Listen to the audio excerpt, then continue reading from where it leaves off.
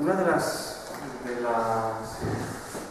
líneas de conocimiento que íbamos a dar en el máster es un tema muy interesante que cada vez está más en auge y se está avanzando más sobre ello, y es los espacios, la arquitectura destinada a pacientes con enfermedades mentales.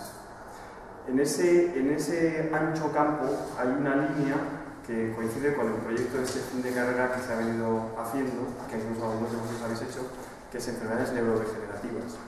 Pero hay otra línea que se conoce muy poco, y en arquitectura se trabaja muy poco, que es enfermedades mentales psiquiátricas, ¿no? Enfermedades psiquiátricas. Entonces,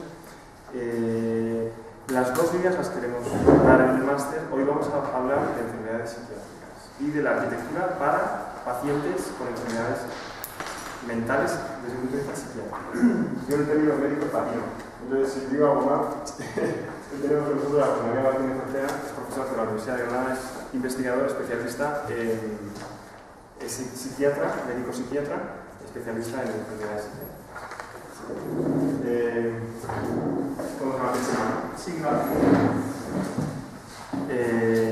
El tema de la arquitectura para pacientes psiquiátricos es muy desconocido.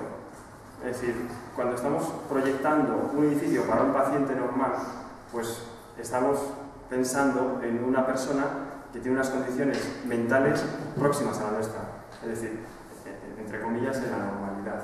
Pero un paciente psiquiátrico estamos ante una cosa muy desconocida. No sabemos cómo proyectar, cómo debe ser ese espacio, si es favorable o desfavorable el uso de la luz que utilizamos, por ejemplo, para un paciente que por lo general pues, le duele otra parte del cuerpo, ¿no? Que le duele la barriga o le duele lo que le tenga que doler. La calidad de los espacios interiores, las dimensiones, los acabados materiales, la seguridad física, es un tema muy importante. La seguridad física, tanto del paciente como del médico. Entonces, el diseño, proyecto de ejecución de las unidades de enfermos mentales psiquiátricos, unidad de agudos, ¿no? Se llama, en los hospitales, por lo general se han asociado a centros hospitalarios, pero también se hacen unidades independientes. De hecho, en Estados Unidos es más común proyectar y ejecutar unidades independientes de pacientes psiquiátricos. El tema de la incorporación del espacio destinado a psiquiatría de la unidad de agudos dentro o fuera del hospital ha tenido mucho recorrido a lo largo de la historia, como Chema nos va a exponer, ¿no? Por un lado, se ha considerado, me hablaba, preparando la clase, me comentaba que ha tenido un efecto péndulo en donde a veces se ha considerado la separación física de las unidades de enfermos psiquiátricos respecto a las unidades de hospitales, y en otros momentos, como el que estamos ahora mismo, se considera más favorablemente la integración, es decir, que la unidad de agudos esté dentro del complejo hospitalario. De hecho, es común, por experiencia propia, haber oído hablar a nuestros abuelos o haber conocido, incluso de pequeños, los loqueros, ¿no? Los manicomios, que estaban siempre separados en lugares ajenos a lo que es el desarrollo urbano. Bueno, pues un poco nos lo va a contar Chema. Como digo, esta clase será complementaria de aquella otra que veremos más adelante sobre el tema del Alzheimer, enfermedades neurodegenerativas, que también es una línea muy interesante. Gracias. Bueno, eso, muchísimas gracias. Bueno, sobre la presentación de Chema, comentaros brevemente que es un investigador joven, como veis, pero con una trayectoria muy reconocida, muy interesante. Los investigadores, médicos investigadores, tienen muy claro que el índice de calidad de un investigador se basa en publicaciones en índices JCR. Entonces, es algo que los arquitectos, tarde o temprano, vamos a tener que pasar por ello, ¿no?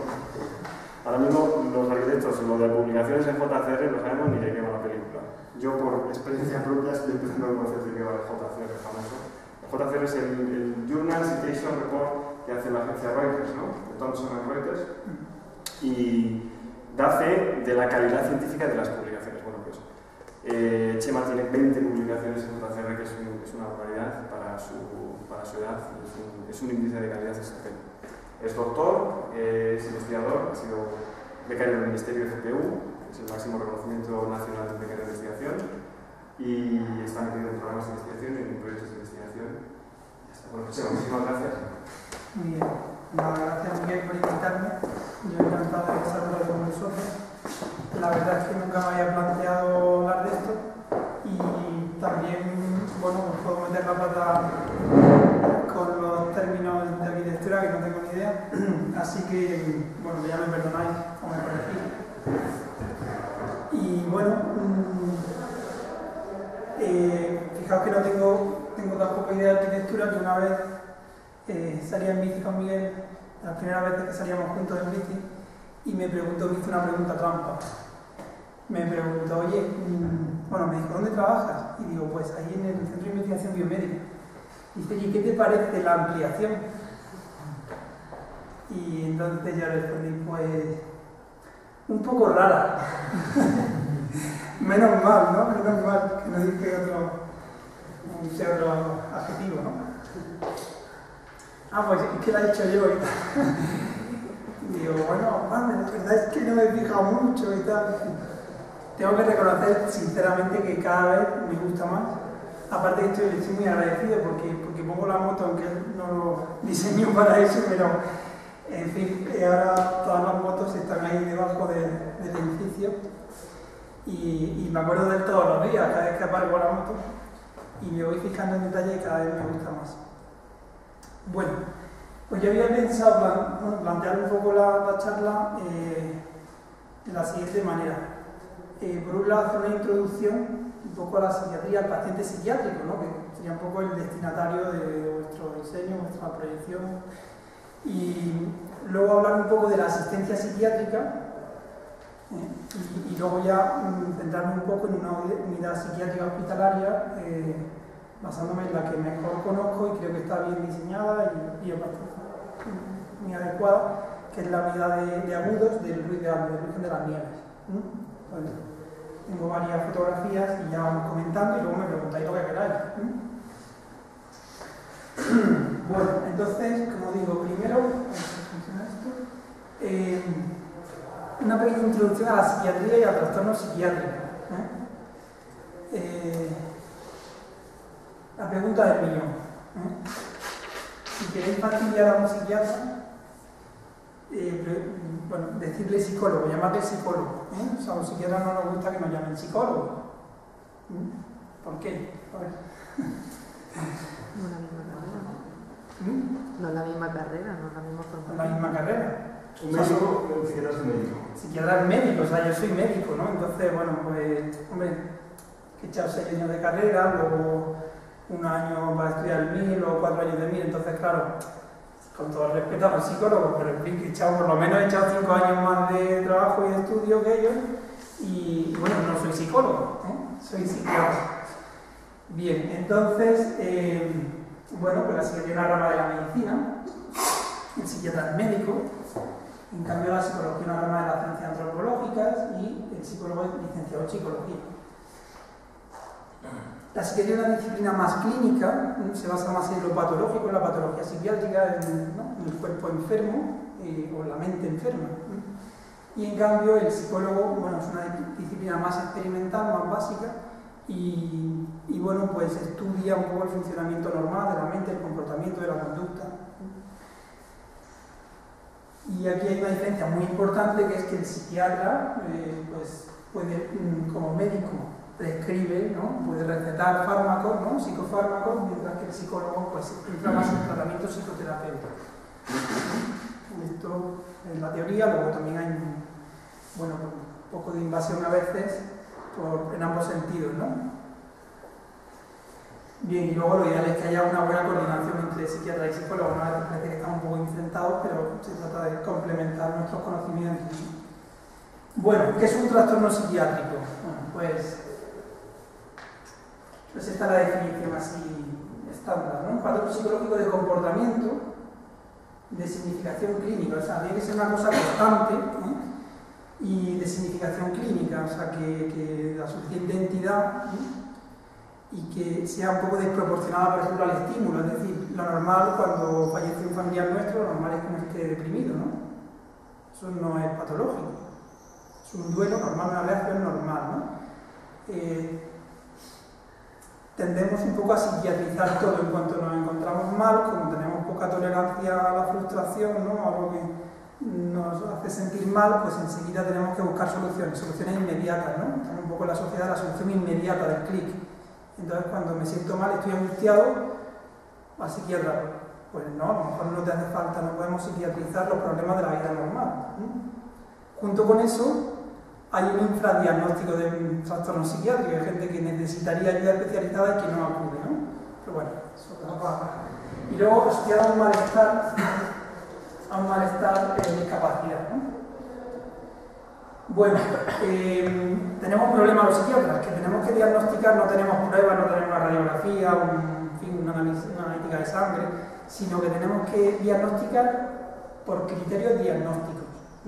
Criterios que como que nos hemos puesto de acuerdo a nivel mundial y entonces decidimos que cuando se cumplen una serie de criterios, de síntomas durante tanto tiempo, pues ya podemos diagnosticar eso. Entonces usamos dos clasificaciones, no sé si os suena esto, el DSM-4 y la CIE-10, son dos clasificaciones. En realidad el DSM-4 sí es solo de trastornos psiquiátricos y la CIE-10 es Clasificación Internacional de Enfermedades, o sea, una clasificación de todas las enfermedades. Pero hay un capítulo de psiquiatría que para nosotros es muy importante, ¿no? Bueno, podemos hablar, sí, o sea, hacer un repaso de la psiquiatría en 10 minutos no es fácil, pero en fin, podemos distinguir como 4 grupos de trastornos psiquiátricos, ¿eh? Psicosis, neurosis, trastornos del estado de ánimo y trastornos de personalidad. ¿Os suena? Vamos a empezar por el primero, psicosis. ¿Habéis oído alguna vez eso? Psicosis, ¿qué es una psicosis? ¿Cómo pensáis que es una psicosis? Yo creo que cuando una persona se obsesiona mucho con algo, ¿no? Por ejemplo, que siento como que me persiguen, o eso es una psicosis, o no sé, algo así. Como una obsesión continuada, ¿no? Una obsesión sería más bien neurosis, pero cuando una obsesión, digamos, hace que pierdas la conciencia de realidad, entonces ya estamos hablando de psicosis. De hecho, muchas veces el límite entre psicosis y neurosis no es nada fácil, ¿eh? Por ejemplo, un paciente que tiene la convicción de que tiene SIDA y entonces va al hospital, se le hace un montón de pruebas y sigue obsesionado con que tiene SIDA, aunque todas las pruebas salgan normales. Pues ahí es difícil diferenciar entre lo que es una obsesión de lo que es, no una obsesión, sino un delirio. O sea, un delirio es una idea también recurrente, pero que no es real, que es falsa y que no está convencido y que no te la puedes quitar de la cabeza. Y pues, por ejemplo, en este caso es muy difícil distinguir la frontera, ¿no? Vamos, está ahí. En otros casos es más fácil, ¿no? Cuando dicen, por ejemplo, recuerdo mi primer día de especialidad, ¿no? Llegué en el corpus y estaba todo así de fiesta en la unidad de agudos. Y entonces me dijeron, bueno, tú ponte a leer historias clínicas, ¿no? Que es lo más solemne que hace el médico, ¿no? Entonces, pues cojo un informe de alta, y pone, se dedica a pasear por las noches observando las galaxias. A través de una de ellas, pueden decir la quinta, refiere que le han introducido 20 ETs en el cuerpo, que lo mismo entran que salen por todos los orificios de su cuerpo. En la actualidad refiere que solo le queda un ET en el estómago que se está alimentando y a veces pasa al pulmón derecho produciéndole tos, todo eso sí muy bien redactado. Bueno, ahí ya se sabe, ahí eso qué sería, más psicótico, ¿no? O sea, una idea delirante, ¿no? Ahí ya está más claro. Pero, por ejemplo, otro caso, un paciente que tenía la convicción de que al tocar a una mujer la dejaba embarazada, al tocarla.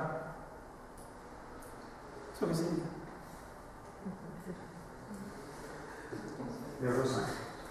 Neurosis. Yo creo que sería que no tenía idea. Ya. Pues era neurótico porque hacía crítica, o sea, porque tenía la conciencia de realidad conservada, ¿sabes? Ese es el límite, ¿no? Conciencia de realidad. Es decir, que cuando tú le decías, oye, pero no te das cuenta que esto es disparate, y dice, bueno, sí, yo sé que esto no puede, pero es que no me lo puedo quitar de la cabeza. Pero sí hacía crítica, decía, esto no puede ser, pero no me lo puedo quitar, es obsesivo. Eso es neurótico. Bueno, trastornos del estado de ánimo, depresión, o lo contrario de la depresión, ¿Cómo se llama lo contrario? Euforia patológica, que bueno, si no está eufórico tampoco, pero una euforia patológica, que es muy discapacitante, ¿no? Muy grave, pues uno podría decir, pues yo quiero un poco de eso, ¿no? Pues no. Pues eso se llama manía, ¿no? La manía no es, o sea, como coloquialmente lo usamos, ¿no? Un tío, sí, una obsesión, sino la manía es una euforia patológica. Y luego trastornos de personalidad. Bueno, muy rápido, os cuento. Psicosis. ¿Cuál es la principal psicosis? La esquizofrenia, ¿no? La esquizofrenia. Y es la primera causa de ingreso en unidad de vida. Todo esto, luego tenemos la aplicación a la arquitectura, pero luego hay otra psicosis, otra psicosis. Y ahora os pregunto, ¿pensáis que, o sea, un paciente esquizofrénico es un loco? ¿Loco? Aunque queda un poco mal usar ese término, sobre todo para un psiquiatra, ¿no? Porque conlleva ahí un estigma, ¿no? Pero, quería preguntar, ¿pensáis que los locos son peligrosos? Depende de la esquizofrenia que tenga. Depende del tipo de esquizofrenia que tenga, si no... Pueden llegar a ser peligrosos para los demás, porque pueden pensar, ellos realmente creen en lo que ven o en lo que su creencia para ellos es 100% real. Entonces, imagínate que ellos creen que su familia es una familia falsa, que son de la otra y que lo tienen trastorno. Sí, pero eso no son todos, lo que yo digo es que depende de hacia dónde va enfocada esa esquizofrenia, no todos los esquizofrénicos son violentos ni nada. A lo mejor les da por hacerlo. Por ejemplo, hay muchos tipos de delirios, ¿no? De ideas delirantes. Hay una, por ejemplo, que es erotomaníaca. Uno tiene la convicción de que alguien famoso está enamorado de uno, ¿no? Entonces, cada vez que sale en la televisión y tal, pues siempre entiende que le está transmitiendo mensajes. Y ese es su delirio, entonces no es peligroso.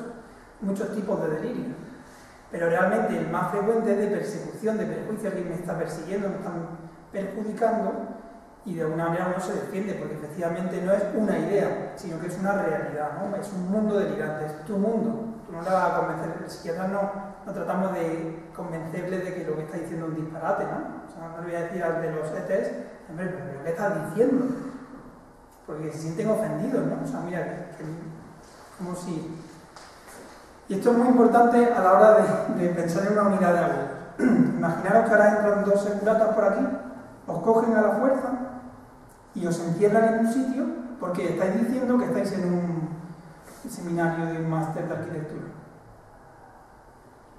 ¿Qué haríais? Bueno, esto es una injusticia muy grande, ¿no? Me rebelo. De hecho, muchos ingresos son un poco traumáticos porque el paciente no quiere ingresar. La mayoría de ingresos son involuntarios. Eso luego lo veremos. Bueno, neurosis. Pues hay bastantes trastornos neuróticos. Son trastornos sobre todo de ansiedad,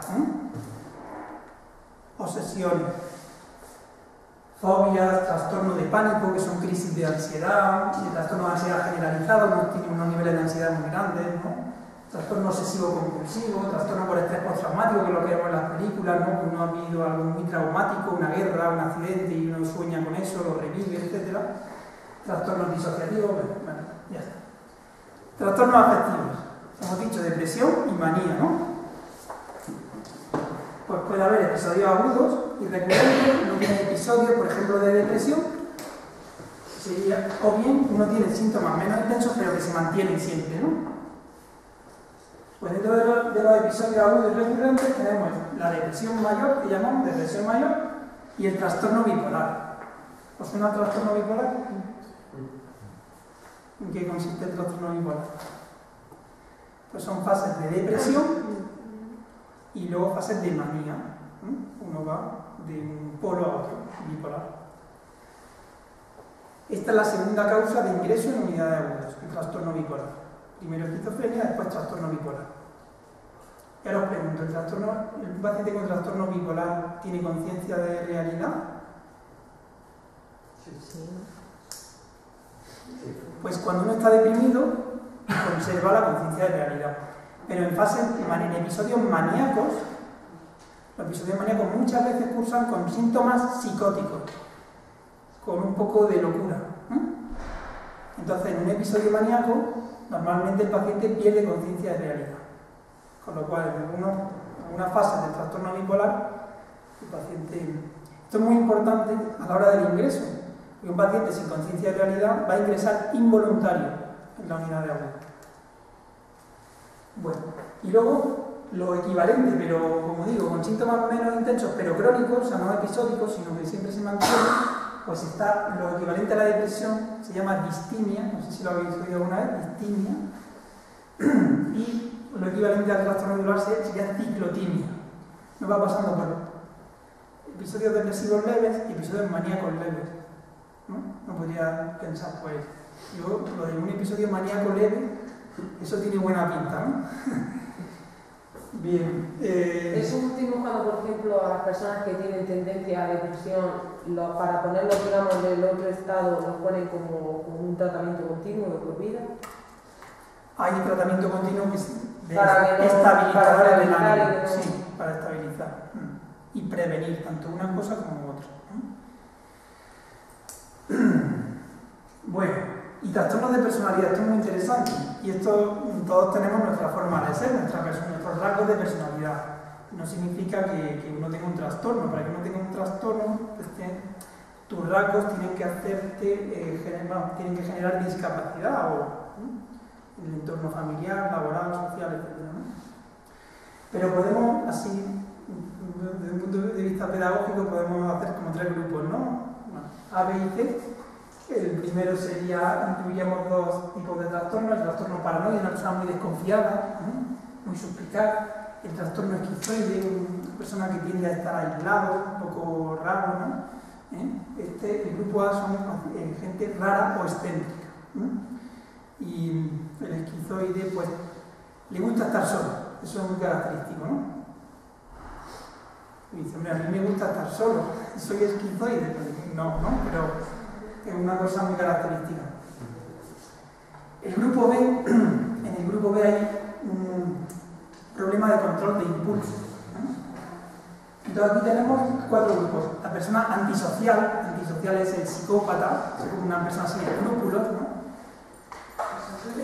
El trastorno límite de personalidad, muy interesante, ahora os comentaré, a ver, creo que lo tengo ahora. El trastorno límite de personalidad es muy grave y sería, yo diría, que la tercera causa de ingreso en unidad de agudo.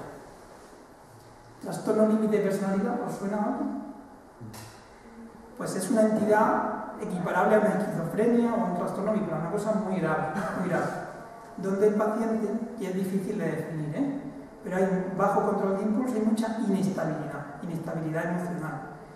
Y luego hay una tendencia a autoagredirse. Tendencia a autoagredirse. Normalmente esto es muy típico, ¿no? Se autolesiona, no buscando, generalmente sin una intención suicida, no quieren acabar con su vida, aunque a veces lo consiguen. Pongo un caso un poco extremo, ¿no? Una paciente con trastorno límite de personalidad, una chica joven, más frecuente en mujeres, trastorno límite, que puso la pierna encima de la vía del tren, y el tren le cortó la pierna. Y ahora va con su prótesis. Bueno, son casos muy, muy difíciles de tratar, ¿no? Bueno, trastorno límite de personalidad. Luego, el trastorno narcisista de personalidad, ¿no? Un gran sentido de autoimportancia, yo estoy muy por encima del resto de los mortales. Y trastorno histriónico, ¿no? Caracterizado por una teatralidad muy grande, por ser una persona pues, muy preocupada, especialmente preocupada por el aspecto físico, por seducir, ¿no? Bien. Y luego, el grupo C sería el grupo de un poco más de la ansiedad, ¿no? El patrón ansioso temeroso. Y aquí tendríamos los rasgos de personalidad obsesivos, persona muy rumiadora, da muchas vueltas a las cosas, que pierde mucha energía, ¿no? Con ideas, con preocupaciones, ¿no? Poner la lavadora y no es capaz de pararla, ¿no? Por evitación, personas evitativas que tienen pues, poca seguridad, ¿no? Son inseguros y evitan, ¿no? Las relaciones sociales, que piensan que van a quedar mal, baja autoestima, y luego las personas dependientes, personas también muy inseguras, que necesitan siempre, son muy dependientes emocionalmente de otras, necesitan siempre la aprobación de otra persona, son muy dubitativas, ¿no? Bueno, ya está. Ahora, dos cosillas así rápidas que me vais a preguntar, bueno, pero esto, ¿por qué, no? ¿Por qué aparecen estos problemas, no? Por ejemplo, la esquizofrenia. Generalmente no hay una sola causa, ¿no? Y luego depende de la enfermedad, pero en general suele haber, aquí tenemos nuestro DNA, suele haber como varios puntos del genoma como afectados, ¿no? Varios genes alterados, no solo uno, sino varios puntos, ¿no? Además, ninguna de esas alteraciones es suficiente para producir la enfermedad. Entonces eso sería como un montón de leña seca, que hace falta, ese sería como un primer impacto, hace falta un segundo impacto, hace falta la cerilla, ¿no? Para que eso arda. O sea, solamente con la vulnerabilidad genética heredada, pues no tiene uno por qué expresar la enfermedad. Hace falta un segundo impacto, que puede ser por algún acontecimiento traumático, por ejemplo durante la infancia, una separación, algo que vivamos como algo traumático, y luego pues alguna infección, algún tóxico, consumo de cannabis, por ejemplo, pues es un factor de riesgo de esquizofrenia. Bueno, eso daría para mucho, pero por ejemplo infecciones durante el embarazo, pues se sabe que es un factor de riesgo, esquizofrenia. Por ejemplo, nacer en invierno, que tengo un artículo, una publicación sobre eso, ¿no? Nacer en invierno, pues aumenta el riesgo de padecer esquizofrenia 15 o 20 años después. Qué cosa más curiosa, ¿no? Si queréis, luego hablamos de eso, no entiendo. Bueno, entonces la conjunción de todo eso hace que pueda aparecer la enfermedad. Pero hay algunas enfermedades que están más determinadas biológicamente, por ejemplo la esquizofrenia, entonces pues los estresores, ese segundo impacto, pues no tiene por qué ser muy grande. Luego hay otras que son una predisposición más moderada, y entonces hace falta estresores moderados. Y luego otras que sobre todo que son más psicológicas, por ejemplo eso que os decía, el trastorno por estrés postraumático, pues depende sobre todo de ese acontecimiento vital tan traumático como haber estado en una guerra o lo que sea, y no lo revive. Bueno, hasta aquí introducción a la psiquiatría, y ahora un poco la asistencia psiquiátrica, es decir, cómo se ha planteado la atención al enfermo, al paciente psiquiátrico a lo largo del tiempo. Y aquí una cosa que os puede interesar más es hablar un poco del Maristán de Granada. ¿Os suena a alguien esto? ¿Este león lo habéis visto en algún sitio? ¿Alguien lo ha visto? ¿Sí? ¿Dónde? ¿La fuente de los leones? Pues no. No. Es bastante más grande que los leones del patio de los leones. Es un león que está en el Palacio de Carlos V, allí en una habitación, una vitrina, y era este león estaba en el Maristán de Granada. El Maristán era un asilo para locos que se hizo en época árabe, ¿no? En Granada, bajo Albaicín, cerca de la Carrera del Lago. Y fijaos qué edificio tan grande, una planta rectangular con una acequia en el patio central, y aquí veis los dos leones que había. Era un asilo donde no se daba atención médica y donde estaban pues, los locos. Esto fue en el 1367, pero ya se ve que los árabes tenían sensibilidad por esto, porque ya desde el año 800 en Bagdad, en Damasco, ya se empezaban a hacer asilos para locos, solo para dar una atención, digamos, humanitaria, no médica. Y fue en 1409 cuando este fraile fundó el primer hospital, era una institución ya hospitalaria, vamos a decir, el primer manicomio del mundo, pues fue creado en Valencia, ¿no? En España. Y bueno, pues a partir de ahí se fueron haciendo otros manicomios, otros hospitales psiquiátricos que estaban muy bien enfocados, ¿no? Una atención médica, un trato humanitario, ¿no? Incluso también terapia ocupacional, muy importante para el paciente psiquiátrico, la terapia ocupacional. Y bueno, pues este fue el primer manicomio del mundo. Eso es un cuadro de Van Gogh, manicomio. Bien, pero durante los siglos XVII y XVIII se fue produciendo un deterioro progresivo de la asistencia psiquiátrica, lo que se llamó el gran confinamiento, es decir, el loco ya empezó a verse como un peligro para la sociedad. Entonces, estas instituciones estaban orientadas a apartar al loco de la sociedad, porque es un peligro. Y se les metía en estas instituciones junto con criminales, junto con todo tipo de personas que había que excluir de la sociedad, ¿no?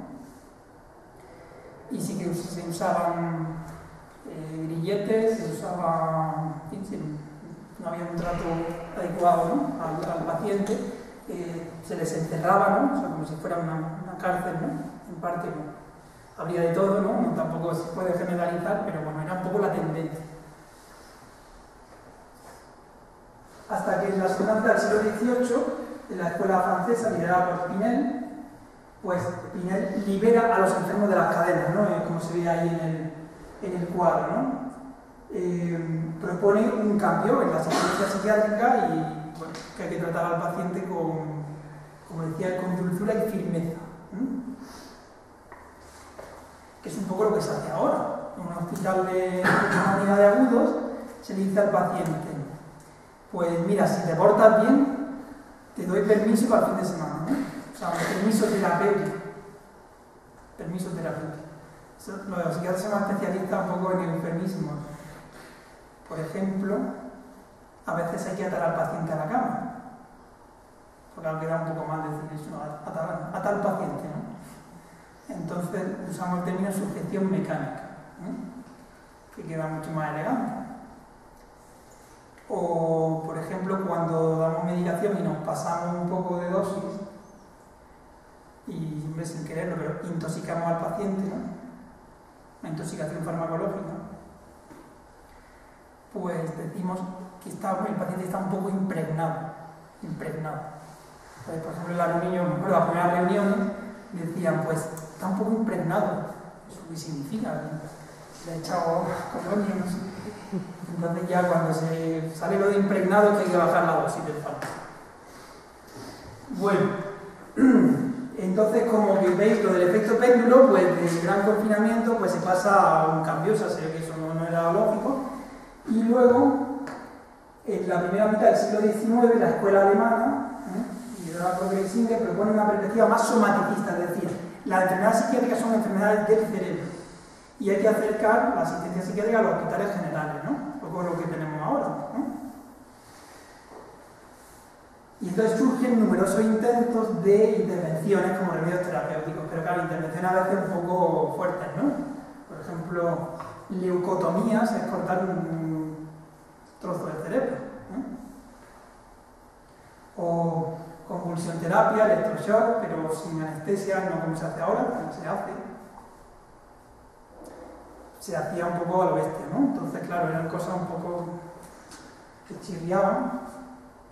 Y claro, en el siglo XX pues fracasan estos planteamientos teóricos, se produce un segundo confinamiento, decía otra vez el loco, pues nada, no sabemos qué hacer con ellos y bueno, fuera de la sociedad y están en unas condiciones pues la verdad es que bastante precarias. Luego se produce una psicologización y orientación psicosocial de la psiquiatría, una desinstitucionalización, se acuña el término de síndrome institucional, es decir, parte de la patología del paciente se debe a la institución, se debe al internamiento, y luego pues incluso surge un movimiento que se llama antipsiquiatría, o sea, somos la única especialidad que tiene como parte de su historia una corriente que es antipsiquiatría, ¿no? Imaginaros que hay una corriente que se llama antiarquitectura. Pues nosotros la tenemos, ¿no? Y una corriente bastante fuerte, la hay, ¿no? La hay, sí, vale. La antiarquitectura la hay. Vale. Bueno, pues esto. Y entonces luego, en la mitad del siglo XIX, o sea, en 1952, surge la psicofarmacología. Empiezan a surgir, ya por el desarrollo un poco de la investigación farmacológica, pues aparecen psicofármacos muy eficaces. Bueno, muy eficaces porque, bueno, comparado con lo que había, que no había nada.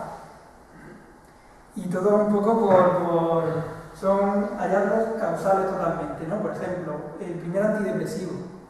Pues mirad, se vio que en pacientes con tuberculosis, pues al administrar un fármaco para la tuberculosis, pues se vio que tenía propiedades de estimulación del estado de ánimo, ¿no? Propiedades antidepresivas. Ella se empezó a investigar y se descubrió el primer antidepresivo. Y todo ha sido un poco así, pero bueno, se iban creando nuevas moléculas que tenían eficacia. Entonces, ¿esto qué pasa? Pues que vuelta otra vez al planteamiento más somaticista, ¿no? Más médico. Por lo tanto, en estos 5 siglos, la asistencia psiquiátrica ha seguido un efecto péndulo entre dos perspectivas, una de institucionalización y otra de integración. Integración en la sociedad, en el ámbito hospitalario, el paciente psiquiátrico es un paciente más. Entonces yo ahora os pregunto, ¿qué pensáis? Yo tengo una duda, porque es decir, que por ejemplo, siempre se ha dicho eso, ¿no? Lo que pueden ser, los locos pueden ser peligrosos, entonces a mí me vienen mucho a la cabeza los juicios, por ejemplo, estos asesinos que matan a 10 personas y dicen, no, pues va bueno, es un enfermo psiquiátrico, está loco y no va a la cárcel. Es decir, ¿cómo se puede discernir entre lo que es la maldad, como puede ser, y la locura? Pues, a ver, antes os he puesto esquizofrenia y otra psicosis. Dentro de otra psicosis hay una cosa que se llama trastorno delirante. ¿Eso qué significa? A ver, la esquizofrenia junto con una idea delirante, pues hay alucinaciones, hay una alteración de conducta, lenguaje desorganizado, en fin, otra serie de síntomas. En el trastorno delirante es una persona con un funcionamiento totalmente normal, pero con una sola idea delirante que la tiene ahí, que va creciendo, se va cristalizando y que puede acabar en alguna cosa tipo homicidio, en una conducta delictiva. Esos sí que son peligrosos, pero es un porcentaje muy pequeño de psicosis. Son pacientes con un trastorno, una idea delirante, que pasan muy desapercibida. O sea, que tú hablas con esa persona, me acuerdo de uno que, fijaos, un paciente que tenía cuando tenía a lo mejor 30 años la idea de que el practicante del pueblo le estaba metiendo veneno en las inyecciones, le estaba poniendo unas inyecciones y que ahí le estaban envenenando, por orden del cura del pueblo. Esa era su idea, pero que tampoco se lo decía a nadie. Y su funcionamiento era totalmente normal, nivel laboral, social, etc. Perfecto. Pero iba ahí alimentando esa idea, de tal manera que un día entró en el... Bueno, cogió una escopeta, sabía que estaban en el mismo bar, estaban el practicante y el cura, y los mató a los dos. Bueno, ingresó en un centro penitenciario psiquiátrico, que los hay para este tipo de casos. Salió, estuvo 10 años ahí. Su diagnóstico es un atenuante, pero bueno, pues tiene que recibir una condena. Y nada, y luego volvió y estaba en un piso. Sabéis que hay pisos donde viven pacientes psiquiátricos, ¿no? Viven, que eso también es una cosa un poco curiosa, ¿no? Entre pacientes como un piso de estudiantes, pero donde viven 3 pacientes con esquizofrenia. Bueno, pues ahí estaba este hombre. Y entonces, bueno, pues tuvo un problema ahí con los compañeros y tal, y ingresó en la unidad de agudos. Entonces, bueno, yo leí un poco su historia, me pareció un caso interesante, ¿no? Y entonces le pregunté, digo, bueno, ¿y usted qué piensa de aquello que pasó hace 30? Y lo tenía como si fuera ayer. Dice, ¿qué pienso? Que no me gustaría morirme sin matar a otro cura. O sea, sé que lo tenía con los curas, lo tenía... Entonces, bueno, que está totalmente vivo eso, ¿no? Una idea cristalizada totalmente. Bueno, esos son los más peligrosos, pero es un porcentaje muy pequeño. En general, el paciente con esquizofrenia no es más peligroso que el resto de la sociedad. Que a mí me llama la atención lo que ha dicho, pero que da la casualidad que conocí a gente que tiene problemas con los hijos que tienen brotes violentos y demás. Sí. Y una de las cosas que me parece súper curiosa es que estén tan indefensos. Quiero decir, que los mandan a su casa y si no han dado un tratamiento oportuno, claro, los niños al principio son niños, pero luego van creciendo, luego con la medicación, yo qué sé, se ponen incluso más grandes, y coño, le dan una paliza y no entiendo, es que no entiendo cómo, y para ingresar ingresarlo se las den canuta. Yo eso no lo entiendo. Lo digo por lo que estás comentando de que se tiende a que estén en sus casas porque le puede, pero la indefensión de la familia me parece... Claro, sí hay casos verdaderamente... Y por lo visto bastante frecuente, vamos, yo conozco un par de casos por circunstancias, pero que por lo visto que no es un tema que haya, hombre, esto de por ser un porcentaje mínimo, pero que hay bastantes casos. Hay bastantes casos de que el paciente, digamos, sobrevive por un desgaste tan grande, a costa de un desgaste muy grande de la familia, y hay casos que realmente requerirían un internamiento de por vida. Pero todo lo que sea eso, es que os lo voy a explicar ahora, dónde estamos ahora mismo. Pero la cosa es que ahora estamos en lo que llamamos psiquiatría comunitaria. Psiquiatría comunitaria. ¿En qué se basa esto? Pues en un híbrido, aunque más tirando a la desinstitucionalización. De hecho, pues se cerraron todos los manicomios. En los 80 se hizo una reforma psiquiátrica y se cierran todos los manicomios de España, porque la idea es el traspaso de la atención en salud mental desde los centros, desde los encuadres hospitalarios, digamos, apartados de la sociedad, ¿no?, a entornos más cercanos al domicilio del paciente. Integrar al paciente psiquiátrico en la sociedad y en la comunidad. Una red asistencial, incluyendo estructuras tanto hospitalarias como ambulatorias con carácter de prevención, tratamiento y rehabilitación. O sea, una red de dispositivos. Trabajo en equipo multidisciplinario en todos estos dispositivos, pues no solo trabajamos psiquiatras, sino psicólogos clínicos, terapeutas ocupacionales, trabajadores sociales, enfermería, son trabajos en equipo. Y luego, pues una continuidad de la asistencia con la coordinación entre diversos niveles asistenciales, coordinación entre salud mental y atención primaria, etc. Y luego también colaboración con otras instituciones, sanitarias, educativas, sociales, etc. Para conseguir ese equilibrio, ¿no?, de que el paciente pueda estar en la sociedad, pero que a la vez tenga una atención personalizada y acorde a sus circunstancias. Parece que es un planteamiento así, ¿no?, interesante, ¿no?, o adecuado. Pero luego la realidad es más compleja y hay pues, muchas dificultades, ¿no? Bien, entonces pasamos ya, bueno, esto sería un poco la red esto es muy importante para luego lo que vamos a explicar de la unidad de la vida. Voy a hablar un poco ahora de la red de dispositivos que hay ahora mismo para la asistencia psiquiátrica. Todo pivota sobre lo que se llama unidad de salud mental de distrito.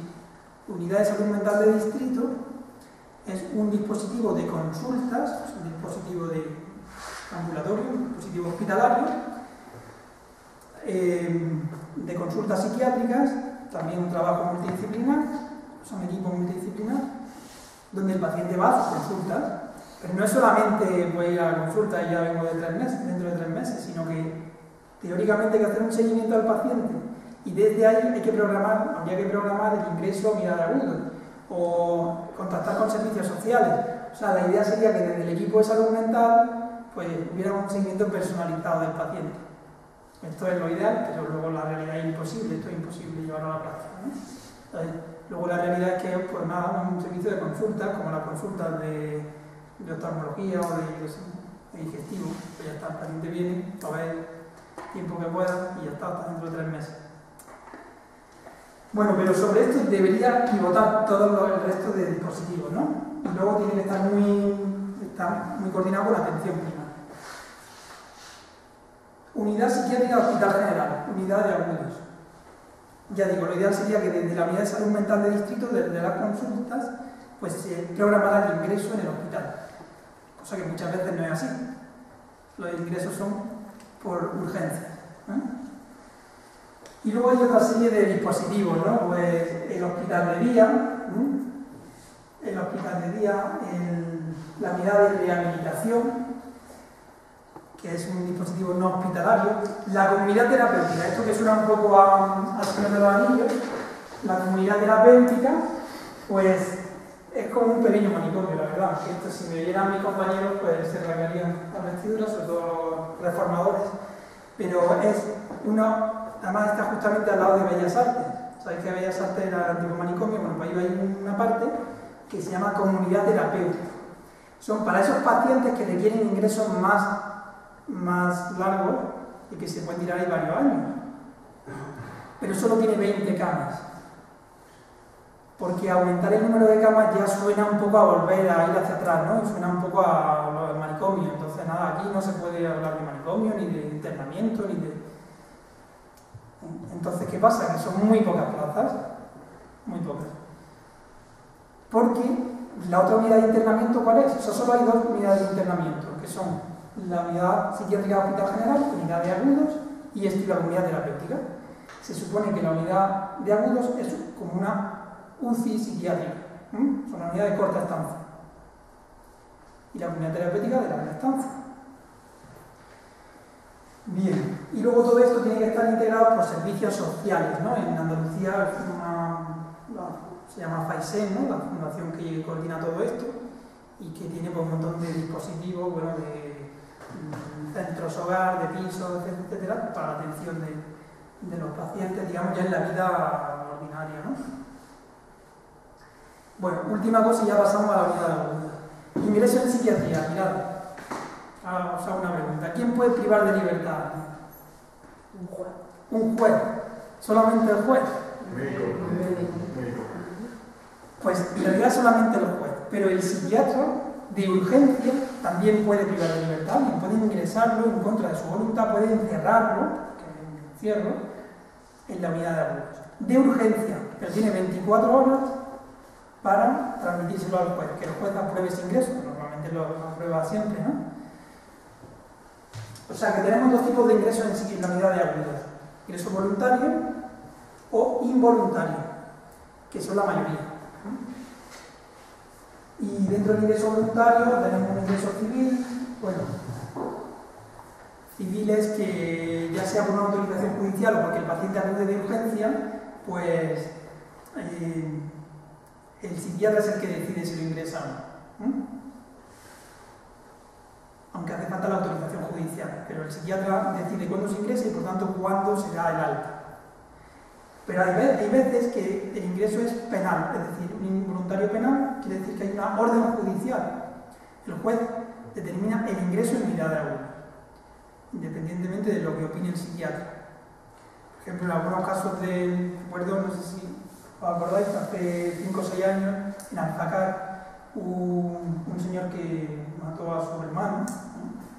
Con una escopeta, bueno. Pues era otro trastorno delirante, ¿no? Tenía la convicción de que el hermano le estaba envenenando y tal.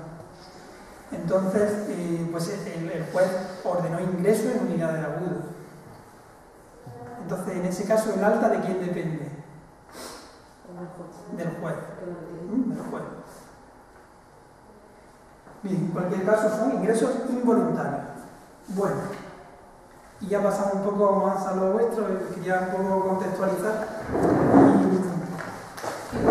Siempre los casos que se oyen son de me quieren envenenar, me han aducido los extraterrestres y cosas así, y no va sobre otra temática, digamos. No lo sabemos, pero la temática más frecuente es de perjuicio, de persecución. Esa es la más frecuente. Y la segunda sería temáticas expansivas, de que yo tengo poderes, o de que soy Dios, o que vengo a salvar al mundo, ¿no? Delirio mesiánico, sería la segunda temática. Pero la primera es de persecución y de perjuicio. ¿Por qué? Porque claro, si tú tienes un delirio y te ¿por qué? Y a mí siempre me ha llamado la atención por qué siempre tiende a delirios negativos en vez de a un delirio positivo. Mira, depende un poco también del estado de ánimo. O sea, en trastorno bipolar he dicho antes que en episodios maníacos, esa euforia patológica, a veces hay ideas delirantes, ¿no? O sea, uno enloquece. Pues normalmente esos delirios en una fase maníaca son de tipo expansivo, de poderes, de yo estoy por encima. He traído un vídeo de un paciente ingresado a la unidad de agudos, pues si queréis lo podemos poner un rato para que veáis un poco cosas un poco curiosas. Bueno, ahora os cuento un poco de la unidad de agudos, del Virgen de las Nieves, que me parece que está bastante bien diseñada. No lo tengo para dibujar, pero... ¿Sí? Bueno, tampoco hace falta, ¿eh, Miguel? No hace falta, ¿eh? No, me diga que se me queda una pizarra.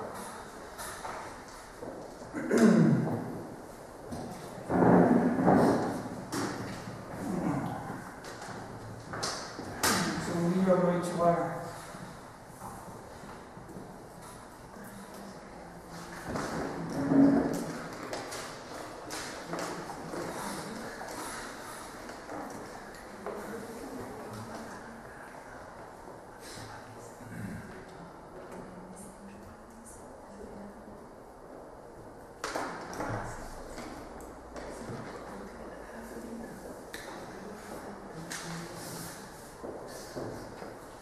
Bueno, pues no sé si queréis preguntarme algo. Sí, que ha perdido mucho el tema del vocabulario, porque yo creo que se ha pasado antes de loquero, manicomio, muy despectivo, ahora nadie está loco, todo es suavizar las cosas como si las cosas no existieran. Yo creo que sí que ha perjudicado. Ya no se habla de trastornos psiquiátricos, sino de enfermedad mental. No se habla, fijaos, los dispositivos sociales, que os decía, en ningún momento es un tabú decir paciente o enfermo mental, no, son usuarios, son usuarios. Pero que sabes tú, porque una persona que está en cardiología es un paciente, no un usuario de cardiología. Claro, pero como es cierto que la etiqueta de un trastorno psiquiátrico siempre ha conllevado un estigma, pues se quiere evitar a toda costa eso. Pero claro, se pasa a veces a otros extremos, ¿no? Que no ayudan, ¿no? A definir bien la realidad. La realidad hay que llamarla por su nombre, ¿no? Y sobre todo que hay gente que tiene que estar internada, o sea, es que... Claro. Eso es una de las limitaciones. A ver, tenemos, entre otras cosas, dos limitaciones. Una, pequeño espacio en comunidad terapéutica, o sea, hay muchos más pacientes que requerirían un ingreso en comunidad terapéutica. Y también lo que se llama, en la unidad de agudos, se llama revolving door patient, o sea, efecto puerta giratoria. Los pacientes ingresan, se van de alta, vuelven a ingresar, y están toda la vida ingresando en unidad de agudos. Porque, claro, porque requieren una atención más continuada. Entonces, imaginaos que y luego hay veces que lo que se supone que es una unidad de corta estancia, pues hay pacientes que se pueden tirar un año en unidad aguda. ¿Os imagináis un año en la UBI? Pues si estamos hablando de una UBI psiquiátrica, no tiene mucho sentido. Bueno, entonces voy a poner un dibujillo de la unidad aguda del Luis de Alda. Tiene doble puerta de entrada, aquí con cámara de vigilancia y tal. Luego tiene pues es como una T. Es una T. Y aquí hay un patio. Entonces, aquí están las consultas de los psiquiatras. Aquí está la sala de curas. Esto ya da a la calle, aquí está la ventana. Aquí aquí está el staff de enfermería, esto es muy importante. Yo creo que está que esté bien situado el control de enfermería. Está ahí justo en el centro. Y entonces aquí hay varias habitaciones que son de observación. Pacientes que requieren una observación más continuada, más directa. Eso están justo enfrente del staff de enfermería. Bueno, aquí está la sala de reuniones. Vamos, de médico, aquí hay una sala para reuniones. Tenemos, por ejemplo, toda la semana una asamblea, ¿no? Pues nos juntamos todos los médicos y todo el personal y todos los pacientes. Y luego también pues salas para relajación y tal, o sea, es una sala como de usos múltiples. Y luego aquí una sala muy luminosa y muy necesaria, que es la sala de terapia ocupacional.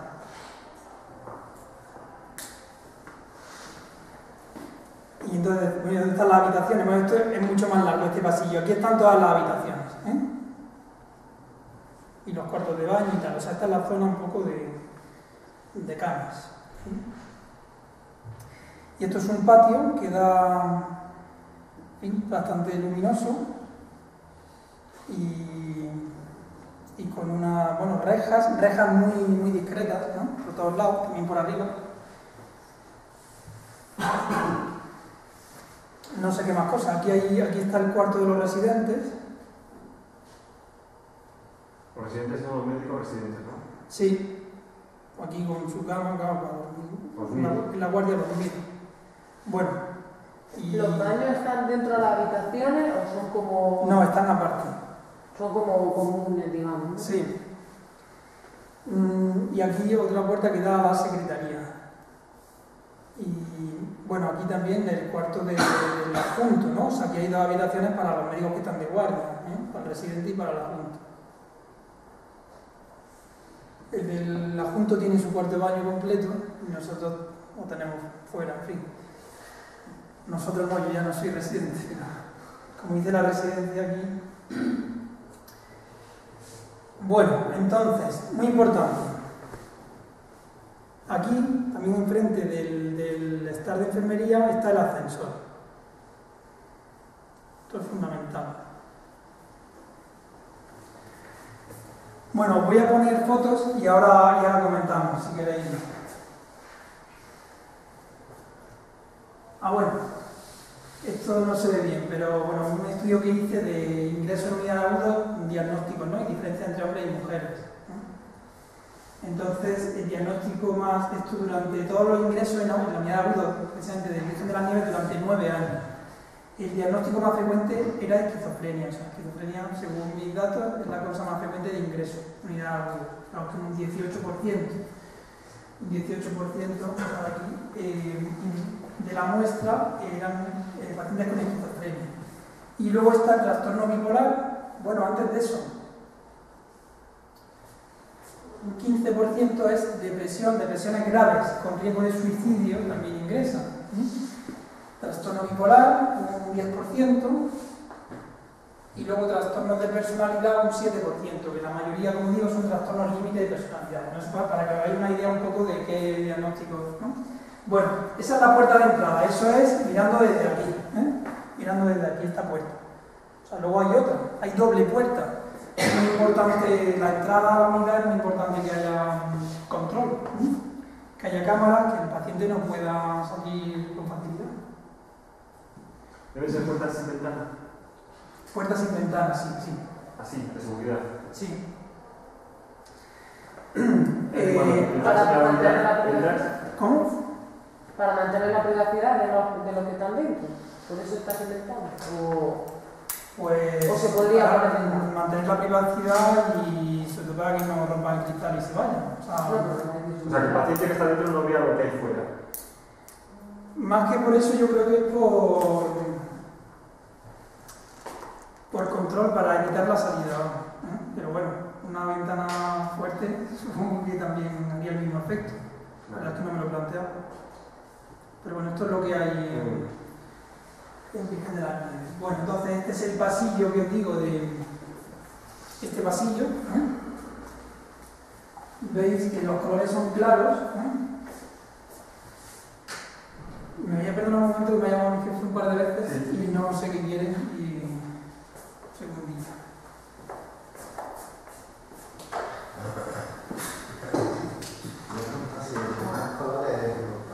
Pero los colores es fundamental. Sí, pero para una enferma o... Vamos, yo es que nunca he entendido eso. Nunca he entendido que a lo mejor... Bueno, será porque yo duermo como el cuerpo, ¿no? Pero yo creo que la habitación y... O esos colores... Y a mí me parece como un tema serio que verdaderamente que la voz de los tíos en color... Pero hay estudios, imagínate que eso se separa de rojo. La tomada no fue O sea, ya mucho peor. O sea, entonces siempre se tiende a los colores verdes, de pastel, así que son los más relajantes. De hecho, ese color es como el que está estudiado, que es más tranquilo, ese verde suave. Eso es nuestro estudio de psicología también, de psiquiatría también.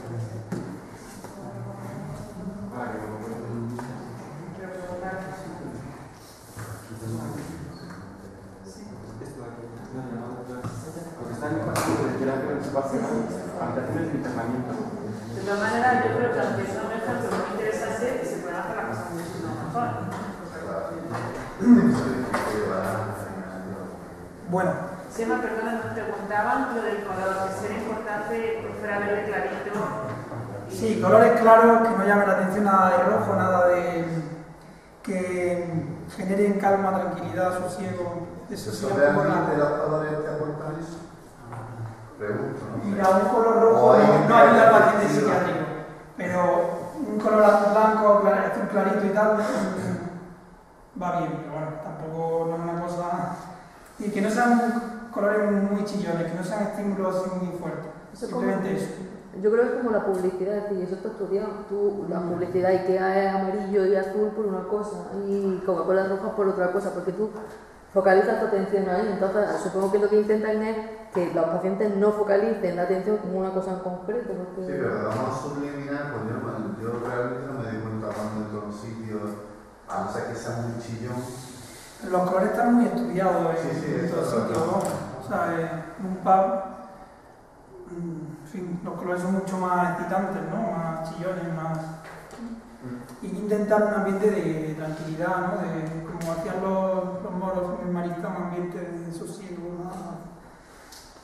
Bueno, pero en fin... Bastante alterado ya han entrado para encima de toda la vida. Claro. Bueno, entonces veis que aquí tenemos la consulta de los médicos y luego enfrente en la sala de curas. He visto que han puesto unos sillones, eso no estaba cuando yo acabé hace 4 años.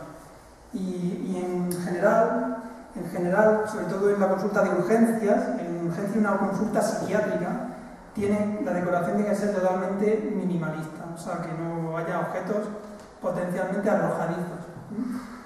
Eso es muy bueno. Bueno, minimalista es un término que a nivel de arquitectura se asocia a una corriente muy específica, artística. Lo que entiendo que quieres decir es que sea muy sencillo y muy sencillo, sí. Poco recargado. Eso. Muy poco recargado. Que no haya... Que te salame de Que no haya objetos con los que se pueda agredir a otra persona. Yo he visto un paciente en una silla de plástico, un paciente maníaco, fuerte, quedarse con la pata en la mano, ¿eh? O sea, romper la silla y quedarse con la pata. Entonces, imaginaros si hay otro objeto, ¿no? Un poco más duro o algo, o hecho de otro material, pues es peligroso. Bueno, nada, esto es una consulta de estas que dan la ventana de afuera. Esto no es lo ideal. No es lo ideal porque debería haber, en urgencias tiene que haber obligatoriamente una puerta trasera. Fijaos que aquí el psiquiatra, el facultativo, se sienta allí y detrás tiene la ventana y la pared y el paciente lo tiene delante. Entonces no es la disposición mejor. Porque lo tendrás que hacer y darle la vuelta. Sí, tienes que darle la vuelta, tienes que saltar al paciente en caso de necesitar huir. ¿La consulta psiquiátrica se produce con la puerta cerrada del médico? Sí. Es decir, hay una intimidad entre el médico y el paciente. Sí. Eso el paciente lo sabe. Está jugando con una ventaja. En caso de ser agresivo, en caso de querer conseguir algo. ¿no? Claro. En esa intimidad puede amenazar, puede incluso agredir. Totalmente. Entonces, el paciente tiene que reconocer que el médico tiene una seguridad, por ejemplo, una puerta detrás. Y el paciente le dice, oye, este médico se puede escapar por ahí, por ejemplo, ¿no? Claro, aunque el paciente, el médico, el psiquiatra, en general, el paciente le atribuye mucha autoridad, ¿no? O sea, cuando el psiquiatra se pone serio y, o sea, yo mando aquí, ¿no? El paciente enseguida, en fin, en general tiene una actitud sumisa, ¿no? Pero otras veces no, cuando el paciente está, ya digo, maníaco, agresivo, agitado, pues no entiende de barcos, ¿no? Por ejemplo, en urgencias, me acuerdo de una chica con trastorno límite de personalidad, ya digo que se caracterizan por ser muy manipulativas, y una cosa típica es que si no accedes a su petición, pues se va a hacer daño, se va Claro, el principal fracaso terapéutico del psiquiatra es que el paciente se suicide, ¿no? Entonces me dijo la chica esta quería ingreso. Eso es otro problema. Ahora, luego la última diapositiva son situaciones problemáticas, ¿no? Una cosa problemática que tenemos es cuando el paciente fuerza quiere ingreso, ¿no? Y tú ves que no está indicado. O sea, esto es como una UBI psiquiátrica, entonces tiene que tener su indicación, no puede... pierde su eficacia si ingresamos aquí a todo el mundo. Es como el último recurso. Entonces me dijo, quiero que usted me ingrese. Y digo, mira, yo no veo, vamos, que no te voy a ingresar. No tiene indicación de ingreso. O usted me ingresa o me corto las venas. Entonces, claro, primera vez que oyes eso, pues te asustas y dices, bueno, pues sí, yo te ingreso, venga, ya está. Pero cuando ya ves muchos casos, ¿no? De gente que, sobre todo esos trastornos de personalidad, pues no entra a ese juego. ¿Se graba, perdón, la consulta? No. Entonces le dije que no te voy a ingresar, o sea, que no... Me puse firme, o sea, es muy importante que mantenga una actitud firme. Y entonces veo cómo saca del bolso un cúter con una hoja así de gorda, se la pone encima de la pena y dice, o usted me ingresa o me corto a mí.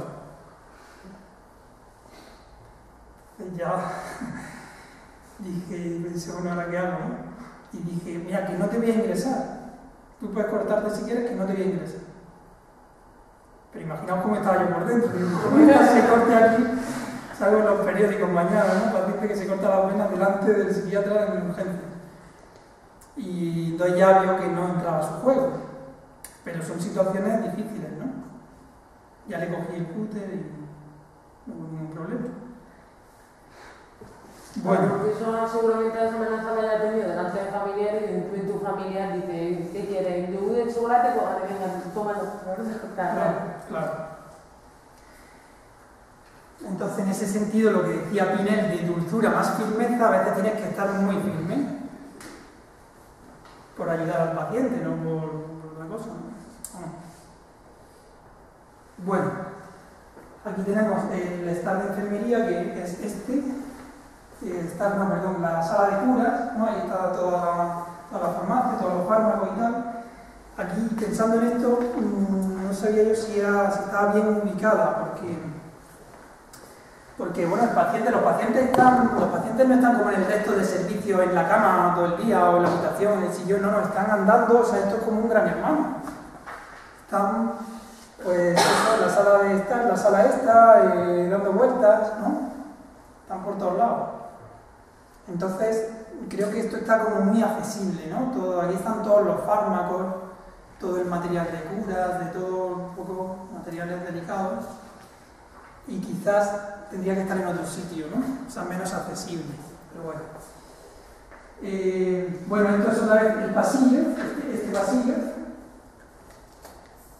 y todo esto son los despachos de los psiquiatras. Y eso ya es visto desde aquí hacia acá, ¿no? Esto ya son las habitaciones. ¿Veis? Allá al fondo está la sala de terapia ocupacional. Entonces tiene como recodos y ahí están mezcladas las habitaciones con los cuartos de baño. Estas son las ventanas de todas las habitaciones. Todas las habitaciones, tanto los despachos de los médicos como las habitaciones, las ventanas de los dormitorios, tienen estas ventanas.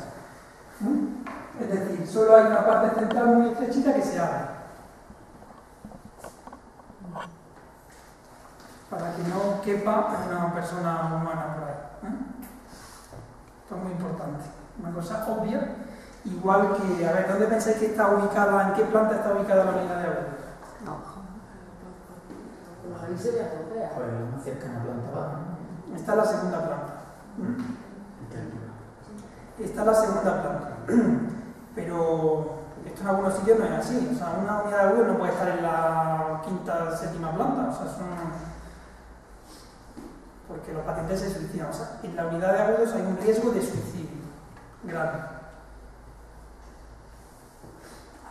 Entonces hay que evitar,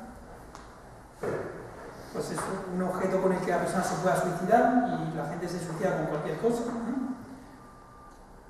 O sea que lo ideal es planta baja, ¿no? Planta baja. ¿por qué es tan común encontrar en los hospitales clínicos de los años 80, 70 las unidades de agudos, o sea, la unidad de psiquiatría en el ático? Pues para separarlo del resto, ¿no? O sea, decir, bueno, pues tienen que estar en el hospital, pero lo más alejado posible, no sé, pero desde luego no tiene ningún sentido, ¿no? La gente se suicidaba, se tiraba por la ventana. Entonces, bueno, son dos cosas. Planta baja y las ventanas, de verdad, mucho cuidado con las ventanas, ¿no? Y que los cristales sean duros, que aguanten impacto. Que aguanten impacto, que no quepa nada por ahí, pero vamos, cuanto más estrecho el espacio, mejor, ¿no? Y perdona, lo de no grabar una consulta es simplemente por el tema de protección de datos o... Porque yo eso tampoco lo entiendo. ¿Pero por qué ese interés por grabar al paciente? Pues te digo, por ejemplo, si te dice una paciente que se va a cortar las venas, te voy a decir de alguna manera que tú por cubrirte la espalda por tu seguridad y luego también por consecuencias legales, ¿no? Que claro, por tu espaldas lo que cubiertas. te quiero decir que si hay alguna, o yo lo veo así por lo menos, si hay alguna, o se da a conocer lo que sea, el responsable será quien lo dé a conocer, pero que me parecería interesante que estuviera todo grabado por seguridad del propio medio. Sí, pero bueno, aparte que es difícilmente viable eso, ¿no? O sea,